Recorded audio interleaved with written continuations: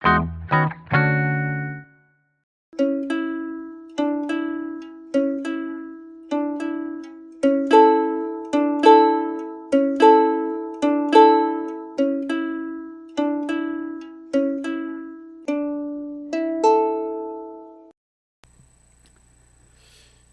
나라 이야기를 해서 죄송하지만 미국의 목사님들 사이에 치명적인 악담이 하나 있는데요. 그것은 성령 없이 목회하라, 이런 말이라고 해요. 성령 없이 목회하라, 이게 왜 악담, 욕일까요? 성령의 도우심 없이는 예수님을 절대 주라고 시인할 수가 없습니다. 또한 성령의 열매인 사랑과 화평, 인내, 자비, 양선 없이 어떻게 교회가 교회다움을 유지할 수 있겠습니까? 그러니까 성령 없는 성도와 교회는 문화나 종교적 행위밖에 할 수 없는 거죠. 예배도 문화 행위고 기도회도 종교 행위에 불과한 거예요. 성령님 없이는. 여러분, 그런데 성령 없이 우리가 신앙생활 한다는 말 자체가 성립될 수 있을까요? 왜냐하면 예수님이 성령을 너희에게 보내줄 텐데 그분이 영원히 너희와 함께 하시리라 말씀했기 때문에 사실은 성령님이 나에게서 떠나가신다든지 있다가 없다든지 이런 의미라기보다는 내가 마치 우물에 뚜껑을 덮어놓으면 물 마실 수 있어요, 없어요? 절대 못 마시죠. 성령님을 제한한다. 내가 그분의 감동이 와도 못 들은 척하고 그분의 인도하심도 외면하고 이런 의미에 가깝겠죠. 만약에 우리가 이전에 뜨겁게 성령님을 체험하고 심지어 은사를 경험했음에도 불구하고 지금 내 마음이 냉랭해졌다면 그것은 성령의 감동에 지속적으로 순종하지 않았기 때문입니다. 점점 마음이 굳어지는 거죠. 처음에는 한두 번 불순종할 때 뜨끔하고 내가 이렇게 해도 되나 싶다가 그게 일상이 되면 단단해지는 거예요. 마음이 돌처럼. 에베소서 4장 30절을 보면요, 하나님의 성령을 근심하게 하지 말라. 그 안에서 너희가 구원의 날까지 인치심을 받았느니라, 이렇게 말하거든요. 우리가 이미와 아직이 있어요. 구원에는 예수 믿는 순간 이미 구원받았죠. 그런데 아직 영원한 그 나라에 이르지 않았기 때문에 부르심의 상을 쫓아 표대를 향해서 달려가고 있는 것 아닙니까? 그런데 내가 잘 달려가고 있는지 성령의 인치심 안에서 우리가 확증할 수 있다는 거예요. 그러니까 성령님을 근심하게 하거나 그분의 말에 불순종하고 거역하면 돼요, 안 돼요? 절대 안 되는 거죠. 우리가 천국에 입성하는 그날까지 흔들림 없이 믿음의 경주를 완주하려면 성령의 절대성, 그것을 인정해야 하는 것입니다. 오늘 말씀을 통해서 다시 한번 내 안에 계신 성령님을 귀하게 모시고 그분의 감동에 순종하는 여러분 모두가 되시기를 주님의 이름으로 축복합니다. 그게 내가 사는 길이요, 내가 복받는 길이기 때문에 우리가 오늘 본문의 가르침을 잘 이해하려면 먼저 1절에 오순절 날이 이미 이름에 이 시간적인 어구를 주의 깊게 볼 필요가 있어요. 여러분, 오순절은 구약의 7대 절기 가운데 하나인데 미래 추수를 마치고 감사하는 절기였어요. 그런데 하나님이 언제 이 절기를 지키라는 말씀을 주십니까? 이스라엘 백성들이 광야에 들어갔을 때, 그때 처음 이 말씀을 주세요. 생각해 보세요. 이스라엘 백성들은 앞으로 광야에서 40년을 보낸 후에 비로소 가나안 땅에 들어가 씨앗을 뿌리게 됩니다. 그러니까 하나님은 무려 이 사람들이 씨를 뿌려서 곡식을 거두기도 40년 전에 너희는 이렇게 감사부터 해. 절기를 주셨다는 거죠. 우리가 이 사실을 기억해야 하는 이유는 하나님은 절대 우연히 일하시지 않는다는 것을 우리가 깨닫기 위함입니다. 하나님의 역사에는 우연이 없어요. 하나님은 먼저 당신의 뜻을 정하시고 그 뜻대로 이뤄가십니다. 그래서 6월절 어린 양이 되신 예수님은 안식 후 첫날, 곧 죽은 지 3일 만에 부활하셨는데 이날은 구약의 절기로 보면 초실절, 처음 이 미래 추수를 시작하는 초실절입니다. 그런 점에서 그리스도께서 죽은 자 가운데서 다시 살아나사 잠자는 자들의 첫 열매가 되셨도다라고 한 말씀은 예수님이 얼마나 구약에 기록된 절기와 밀접하게 일하셨는가, 그것을 보여주는 대목이에요. 예수님이 유대인들에게 너희가 성경에 영생이 있는 줄 생각하고 성경을 연구하지, 그런데 그 성경이 나에 대해 이야기하는 거야, 이렇게 말씀하셨거든요. 예수님은 구약에 기록된 그 절기를 마치 기차가 레위리를 달려가는 것처럼 그 절기를 따라 일하심으로써 내가 예언된 그니라, 내가 이 땅에 오기로 한 메시아니라, 이것을 분명히 확증시켜 주신 거예요. 그러면 오순절은 구약의 어떤 사건과 예수님의 사역이 연관되는 걸까요? 오순절은 맥추절이라고도 하는데 우리가 보리 맥자를 먼저 떠올리다 보니까 보리추수와 연관이 있다고 생각하기 쉽죠. 또 어떤 분들은 이스라엘 지역은 보리가 한 20%, 밀이 한 80% 섞여 있으니까 뭐 그래도 밀이 더 많지 않아. 근데 그것보다는 수확하는 시기가 달라요. 6월절이 1월 달인데 이스라엘 지역에서 보리는 1월 중순부터 수확이 시작됩니다.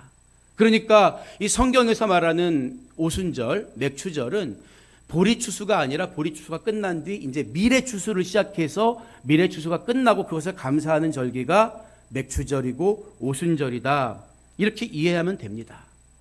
그런데 유대의 랍비들은 오순절에 대한 또 한 가지 의미를 가르쳐주고 있어요. 그것은 바로 이스라엘 백성들이 6월절에 애굽을 떠나 시내산에 도착해서 계명을 받은 날이 꼭 50일째 되는 날이다, 애굽을 출발한 지, 그렇게 이야기하고 있어요. 그래서 특히 부쉬라는 성서학자는 오랜 연구를 통해서 그때 이스라엘이 시내산 아래에서 계명을 받은 것이 확실하다고 이야기합니다. 여러분, 그러면 오순절은 첫째로는 추수에 대한 감사절기겠지만 또 한 가지 의미가 뭐예요?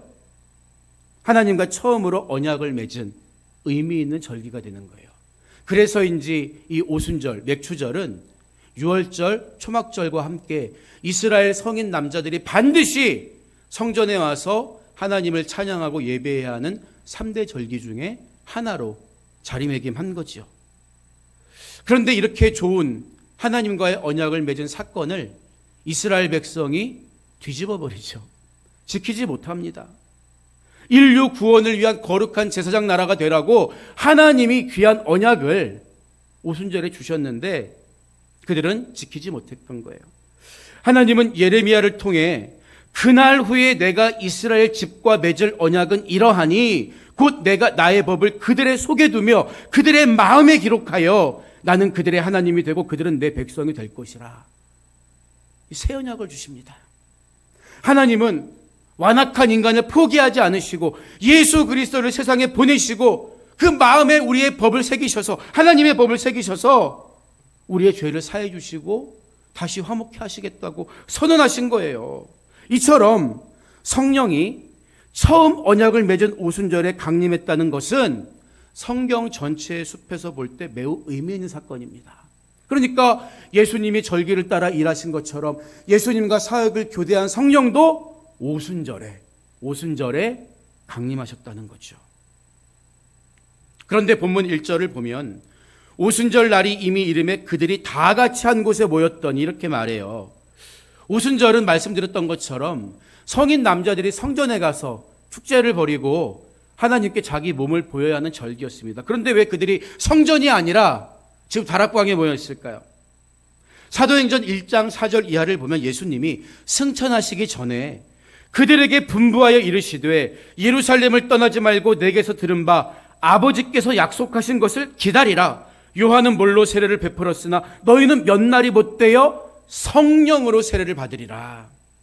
이 약속을 주십니다. 그러니까 지금 그들이 오순절에 성전에 가 있지 않고 다락방에 모여서 기도하고 예배하고 있는 이유가 뭐예요?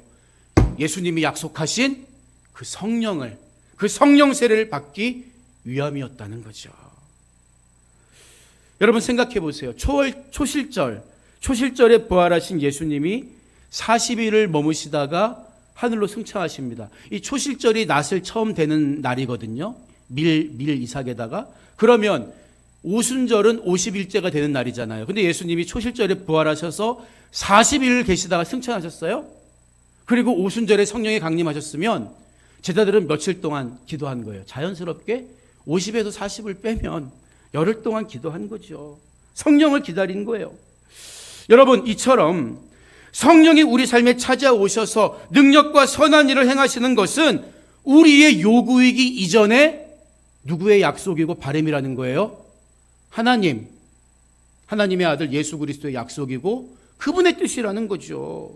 그러니까 우리가 성령 받고 성령 세례로 충만해지는 것은 어떤 소수의 사람에게만 주어진 특권이 아니라 올바로 된 신앙생활을 할 수 있도록 하나님이 우리에게 주신 방법이라는 거예요. 우리 인간은 고의로 불순종하고 주신 언약을 파기했지만 하나님은 그런 인간을 다시 품어주셨습니다. 다시는 노아 홍수 때처럼 온 인간을 쓸어버리지 않으리라. 결코 나를 포기하지 않으시는 그것이 하나님의 선택이고 하나님의 자유였다는 거예요. 우리를 살리시고자 예수 그리스도를 이 땅에 보내셨고 그 사랑을 알고 믿음대로 살게 하시고자 약속대로 성령을 보내주신 거예요. 성령으로 아니하고서는 누구든지 예수를 주라 시인할 수 없느니라. 예수를 주로 시인하는 영이 성령 아니십니까? 그래서 오순절에 이루어진 성령 강림의 진짜 주인공은 누구예요? 우리는 자꾸 마가다락방 120명 여기에 주목하지만 하나님이십니다. 하나님이 그것을 원하셨기 때문에. 그럼에도 불구하고 사람들은 종종 이 120명의 열심, 열흘이라는 긴 시간적인 분량에 의미를 둘 때가 많아요. 야, 우리가 120명처럼 열심히 기도해야지. 그럼 하나님이 성령 주실 거야. 아닙니다, 여러분. 성령을 주시겠다고 약속한 게 먼저예요. 120명은 거기에 순종했을 뿐이지. 성령 강림은 예수님이 이미 그들에게 약속하신 사건이며 더 오래전에는 하나님이 선지자 요엘을 통해서 뭐라고 말씀하십니까? 내가 내 영을 만민에게 부어주리니 너희 자녀들이 장래일을 말할 것이며 너희 늙은이는 꿈을 꾸며 너희 젊은이는 이상을 볼 것이라. 이 하신 언약의 성취이기 때문입니다. 인간의 순종과 노력이 중요하지 않은 게 아닙니다. 그러나 먼저 주기 원하시는 하나님의 선행적인 은총이 있기 때문에 우리가 기도하면 받을 수 있는 거지요. 이게 은혜의 본질이고 신본주의 신앙입니다. 모든 것을 인간의 노력과 정성의 결과로 받아들이려는 건 인본주의적인 신앙이에요. 공로의식입니다. 하나님이 주기 원하지 않으시면 아무리 애써도 하나님의 것을 절대 인간이 가질 수 없다는 사실을 기억해야 합니다. 만약에 그분이 주기 원하지 않으신다면 나의 간절한 기도가 무슨 의미가 있겠습니까? 그러나 그분이 지금도 나를 향해 기름 붓듯 성령 부어주시기를 그분이 원하신다면 구하지 않는 게 얼마나 어리석은 거예요. 우리는 이 차이를 잘 분별할 수 있어야 하는 것입니다. 그래서 예수님이 약속하신 그 말씀을 붙들고 간절히 기도했더니 드디어 성령이 임하신 거죠. 본문 2절부터 4절을 보면 호련히 하늘로부터 급하고 강한 바람 같은 소리가 있어 그들이 앉은 온 집에 가득하며 마치 불의 혀처럼 갈라지는 것들이 그들에게 보여 각 사람 위에 하나씩 임하여 있더니 그들이 다 성령의 충만함을 받고 성령의 말하게 하심을 따라 다른 언어들로 말하기를 시작하니라. 이렇게 증언해요. 여러분 잘 보세요. 성령이 어떤 인간의 예상이나 기대대로 움직이는 게 아니에요. 호련히 다른 번역본을 보면 갑자기란 말이에요. 또 급하고 강한 바람 같은 소리로 청각적으로 또 불의 혀처럼 갈라지는 모습으로 시각적인 모습으로 각 사람이 임하셨습니다. 여러분 성령이 숨어서 오셨습니까? 은밀하게 오셨습니까? 아니에요. 누구든지 내가 성령을 받았구나, 하나님이 이곳에 계시구나 단번에 깨달을 수 있도록 강림하셨다는 거예요. 또한 성령은 방언도 말하게 하셨는데요. 본문 7절과 8절을 보면 그 방언하는 제자들의 모습을 바라본 사람들의 반응이 기록되어 있어요. 그들은 다 놀라 신기하게 여겨 이르되 보라, 이 말하는 사람들이 다 갈릴리 사람이 아니냐? 우리 각 사람이 난 곳 방언으로 듣게 되는 것이 어찌 됨이냐? 이렇게 말하잖아요. 이 본문의 기록에 따르면 대략 16개 지역에서 온 사람들이 자기네 지역, 자기네 나라 말로 하는 것을 들었다고 증언하고 있어요. 그런데 이 말하는 사람들이 갈릴리 사람이라는 것을 알고 있었다는 거죠. 갈릴리 사람이 어떻게 우리 지역 말을 하는 거야? 이 얘기예요. 여러분, 고린도전서 12장에 기록된 방언은 사람들이 알아들을 수 없는 말이었습니다. 그래서 마치 검은 것 뚱땅 뚱땅 랄랄랄라 하는 것처럼 오직 하나님만 들으실 수 있는 언어였죠. 이 언어는 왜 주셨습니까? 기도하라고 주신 방언이었어요. 하지만 오늘 사도행전 2장에 나오는 방언은 사람들이 알아들을 수 있는 언어 방언이었습니다. 예전에 유명한 찬양 사역자 중에 한 분인 스캇 브레너 목사님, 외국분이세요? 근데 한국말을 잘해요. 그분의 간증과 고백은 나는 한국어로 된 방언을 받았다고 얘기하시는 거예요. 드물지만 하나님은 사도행전 2장과 같은 방언도 주십니다. 그러나 대부분의 경우에는 기도하라고, 그게 우리 영적으로 훨씬 유익하고 필요하기 때문에 고린도전서 12장에 기도할 수 있는, 사람들이 알아들을 수 없는 방언을 주시는 경우가 대부분이죠. 근데 사도행전 2장에 기록된 방언은 어떤 방언이었다는 거예요? 언어 방언. 왜 그랬을까요? 우리가 이 사실을 기억하는 게 굉장히 중요합니다. 지금도 성령의 역사가 뭐 급하고 강한 바람 소리처럼 아니면 갈라지는 불의 혀처럼 이렇게 임하는 경우는 극히 드물어요. 그런데 여러분 잘 보세요. 하나님은 언제나 첫 번째 기준을 분명하게 세워가십니다. 만약에 성령이 이들 가운데 급하고 강한 바람 소리처럼, 그리고 누가 봐도 눈에 띄는 불에 갈라지는 혀처럼 임하지 않았다면 이 사람들이 성령 받은 건지 안 받은 건지 구분이 안 됐을 거예요. 지나가는 사람들도 저 사람들이 분명히 갈릴리 사람인데 야, 우리 지역 말을 해? 그것도 한 곳이 아니라 이 성경에 기록된 것만 보면 16개 지방에 있는 말로 해? 누가 봐도 저건 사람이 하는 일이 아니야. 이렇게 분명하게 확인할 수 있도록. 그런가 하면 아나니아와 삽비라는 왜 모든 것을 대부분 바치고도 죽습니까? 하나님은 첫 기준을 중요하게 여긴다고 했잖아요. 처음 교회가 세워지는 데 있어서 거짓된 것들이 하나님은 자리 잡을 틈을 안 주신 거예요. 가나안 정복해 가는데도 마찬가지 아닙니까? 아간이 슬그머니 자기 거 도둑질한 거 그거 곤란해. 그거 제거해야 돼. 해렘시켜야 돼. 하나님의 것으로 귀속시켜야 돼. 그렇지 않고는 나아갈 수 없어. 첫 번째가 굉장히 중요한 거예요. 그래서 누가 봐도 저것은 성령이 임했다. 저도 처음에 기도원에 갔을 때요, 혼자 갔어요. 혼자 청년 때 믿음도 없는데 그냥 이제 간 거예요. 믿음도 없는데. 근데 성령이 임하고 바닥을 떼굴떼굴, 내가 왜 바닥을 떼굴떼굴 굴러다니는지 제가 뭘 느꼈겠습니까? 절제가 안 되는 제 몸을 보면서 아, 이건 내가 하는 게 아니구나. 성령은 누가 봐도 성령이 임하셨다. 지나가는 사람이 봐도 저건 저들이 하는 게 아니야. 하나님이 하시는 거야. 알 수 있도록 분명하게 임하신 거예요. 믿지 못하는 사람에게도 표적이 될 거예요. 물론 그들 가운데도 성령의 능력을 보면서 13절을 보면 그들이 술에 취한 거야. 아니, 술 취한 사람이 어떻게 외국어를 합니까? 그런 술 취한 사람 있으면은 영어 공부 안 해도 되게요. 보는 눈이 이렇게 안타까운 사람들이 있는 거예요. 오늘도 마찬가지예요. 하나님의 일하심을 보면서 완악한 마음이 무너져 버리는 사람만 있는 게 아닙니다. 그걸 보면서도 끝까지 돌이키지 않는 사람이 있어요. 안타깝지만 예수님 뭐라고 말씀했습니까? 거룩한 것을 돼지에게 주지 말라 그러셨죠. 누가 이 수혜자가 되는 거예요?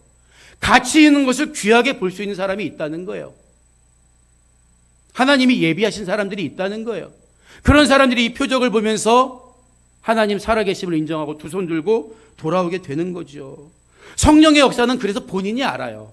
기도하다가 아, 이게 성령님께서 내 마음을 만져주셨구나. 예전에 수양회를 하는데 어느 집사님이 목사님, 저 방언 받은 것 같은데 한번 좀 봐주세요. 아, 받을 필요도 없어.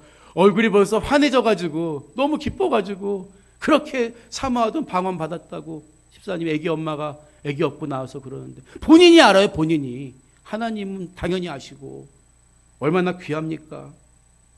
그래서 오순절에 임한 성령은 청각적으로, 시각적으로, 그리고 모든 사람들이 야, 이건 성령이 임했구나. 예수님이 약속하신 그 성령이 임했구나. 하나님이 오래전 요엘 선지자를 통해 말씀하신 성령이 정말 임하시는구나. 그 첫 사건이잖아요. 누가 봐도 이것은 하나님이 하신 거다. 아주 그냥 강력하게 임하신 거예요. 여러분, 그런데 말씀드렸던 것처럼 우리가 하나님을 만나려면 먼저 뭐가 있다고요? 약속의 말씀이 있는 거예요. 내가 간절히 원한다. 이거 중요하지만 그보다 먼저 성경을 통해서 하나님이 약속하신 말씀이 있으면 여러분 기도 응답 받으려면 그 약속의 말씀 붙들고 기도하는 거예요. 언제까지? 응답될 때까지. 또는 내 마음에 평안이 올 때까지. 아하, 하나님 보실 때 더 좋은 게 있구나. 둘 중 하나요. 들어주시든 아니면 그게 아니라 다른 길을 보여주시는데 그로 인해 내 마음이 더 평안해지든 그때까지 기도하는 거예요. 하나님께. 예수님 뭐라고 말씀했습니까? 너희가 악할지라도 좋은 것을 자식에게 줄 줄 알거든 하물며 너희 하늘 아버지께서 구하는 자에게 성령을 주시지 않겠느냐. 이게 그분의 뜻이래요. 내가 간절히 성령 달라고 기도하는 것은 중요하지만 다음 문제고 그분이 뜻이래요. 그분의 뜻. 성령 강림 하나를 놓고 제자들이 그 약속의 말씀을 붙들고 열흘을 기도했습니다. 누구라도 열흘, 아니 단 하루일지라도 이제는 성령이 우리 가운데 오셨기 때문에 진심으로 매달리고 기도하면, 아니 단 1시간이라도 정말 진심으로, 성령은 하나님의 영이기 때문에 더러운데 올 수 없어요. 회개부터 해야 돼요. 회개하고 진실한 마음으로 성령님을 아직 만나지 못한 분이 있다면 내 마음에 오시옵소서 기도하면요 그분이 오십니다. 여러분, 우리의 간절함 때문이 아니라 하나님의 간절함, 성령 주기 원하시는 그분의 간절함 때문이에요. 약속이 먼저다. 우리는 그 약속의 말씀 붙들고 기도하면 누구나 성령 충만해질 수 있고 성령이 나를 통해 일하시는 역사를 경험할 수가 있다. 성령 충만함으로 살아가는 여러분 되시기를 주님의 이름으로 축복합니다. 이게 그분의 뜻이기 때문에. 그렇다면 여러분, 성령 강림을 통해 역사적으로 어떤 일이 일어났나요? 비로소 이 땅에 교회가 세워지게 된 거예요. 여러분, 교회와 성전은 다릅니다. 우리가 코로나 팬데믹이 한참 전에 지나갔지만 코로나 팬데믹 때 어떤 분들은 그래요. 내가 성전인데 내가 혼자 예배드리고 하나님 만나면 되는 거 아니에요?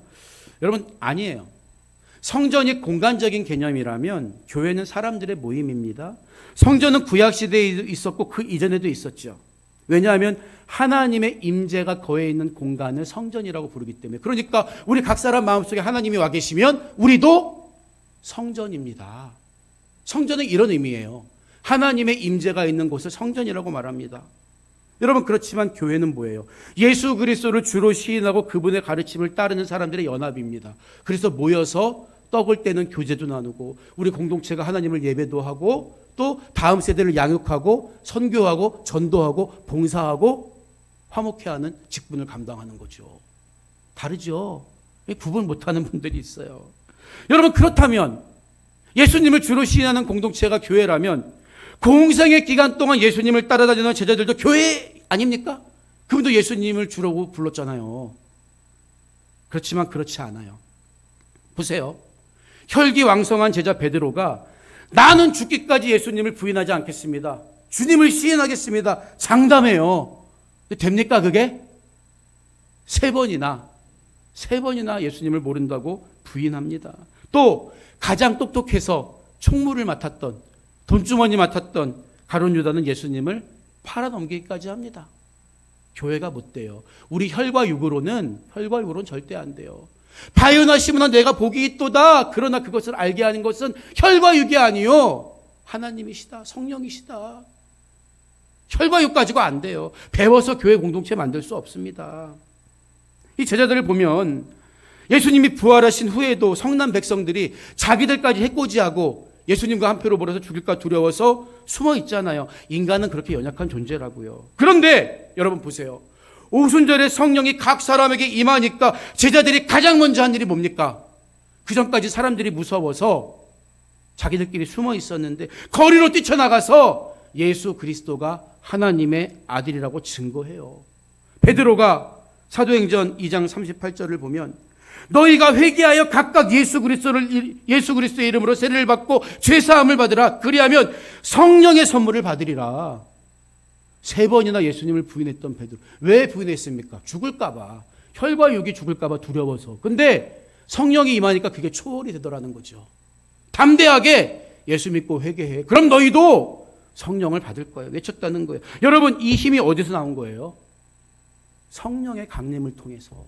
그러니까 예수를 목에 칼이 들어와도 주로 시인하는 사람들의 공동체, 교회가 비로소 이 땅에 세워진 거예요. 성령이 이 땅에 오셔서 짠 하고 알라딘에 나오는 지니처럼 교회 건물을 뚝딱 세워, 이 의미가 아닙니다. 내가 교회가 되려면, 내가 예수를 주로 시인하려면, 목에 칼이 들어와도 내가 그 고백을 할 수 있으려면 내 혈과 육이 아닌 성령이 내 안에 오셔서 믿어지는 믿음 주실 때 가능한 것이다.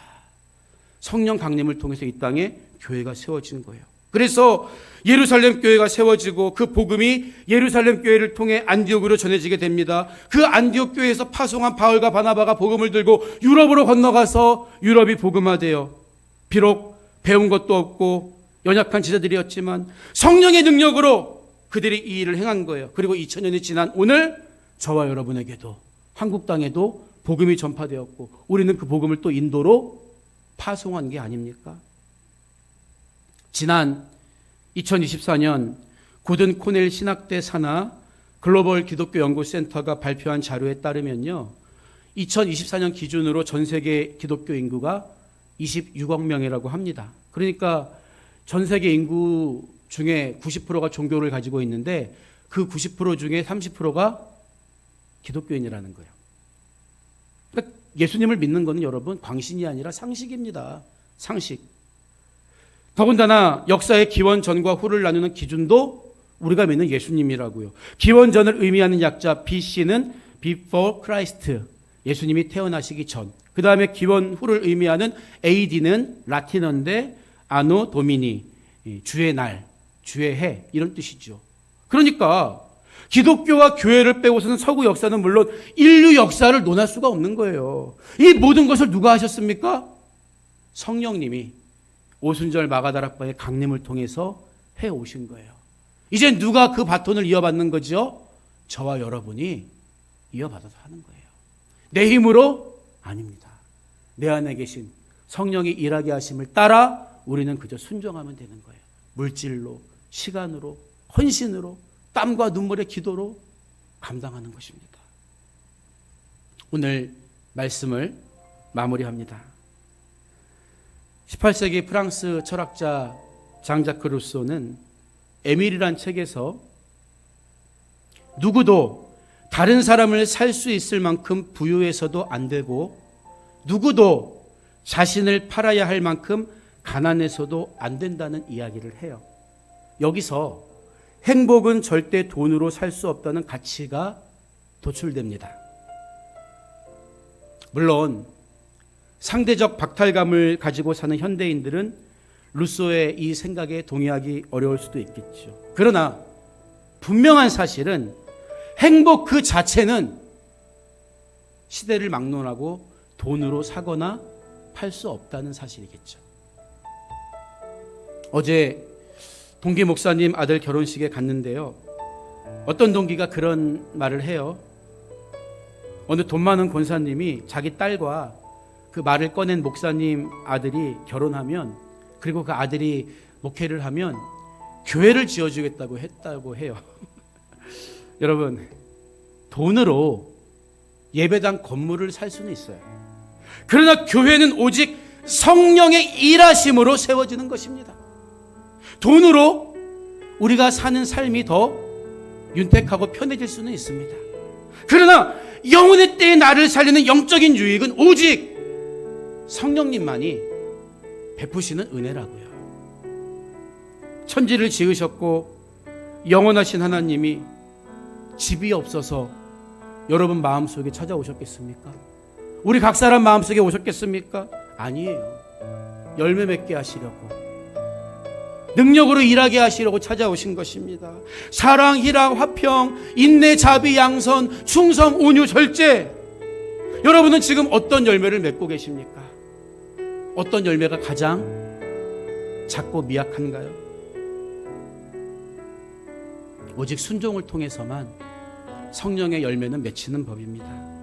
성령의 능력이 근심하지 않고 나를 통해 자유하게 일하시게 하면서 귀한 열매 맺어가게 하는 여러분의 복된 삶이 되시기를, 복된 역사가 되시기를 주님의 이름으로 축복합니다.